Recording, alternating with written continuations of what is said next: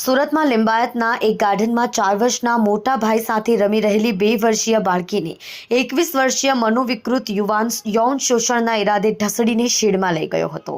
બાળકી દુષ્કર્મનો ભોગ બની એ પહેલા જ ત્યાં માતા પહોંચી જતા બાળકી ઉગરી ગઈ હતી. જોકે ટોળાએ આ મનોવિકૃતને માર મારી અધમુઓ કરી નાખ્યો હતો. હાલ લિંબાયત પોલીસે છેડતીનો ગુનો દાખલ કરીને આરોપી યુવકની ધરપકડ કરી છે.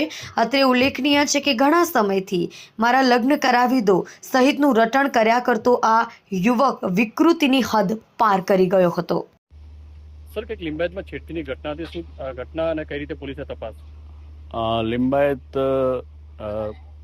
મંદિર પાસે ગાર્ડન આવેલું છે. ત્યાં એક 1.5 વર્ષની બાળકી સાથે એક પિંકેશ રાઠોડ કરીને એક જે આરોપી છે એને એની સાથે છેડતી કરેલી એ સંદર્ભની આરોપવાળી ફરિયાદ દાખલ થયેલ છે.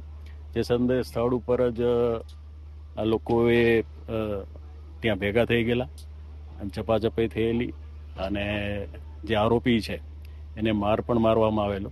જે સંદર્ભે પોલીસે આરોપી વિરુદ્ધ ફરિયાદ દાખલ કરી અને તપાસ હાથ ધરેલી છે. આરોપી હાલ સારવાર હેઠળ છે અને તેના દ્વારા પણ જે 3-4 અજાણ્યા ઈસમો વિરુદ્ધ ફરિયાદ આપવામાં આવેલી છે માર મારવાની, અને આરોપી વિરુદ્ધ પણ ફરિયાદ દાખલ કરી અને પોલીસે કાયદેસરની કાર્યવાહી હાથ ધરી છે. બાળકી ક્યાં રમી રહી હતી, ત્યાંથી તેનું અપહરણ કરવામાં આવ્યું હતું, ક્યાં લઈ જવામાં આવ્યું? હા, બાળકી તે ગાર્ડન પાસે રમી રહી હતી. ત્યાંથી એને લઈ અને બાજુના શેડ છે એક પતરાનો શેડ, એ શેડમાં આ જે છે આરોપી એને લઈ ગયેલો અને ત્યાં એની સાથે છેડછાડ કરી રહ્યો હતો. એ સંદર્ભના આક્ષેપો છે. સાહેબ, કઈ રીતે બાળકી આ ચુંગાલમાંથી છૂટી આવી હતી?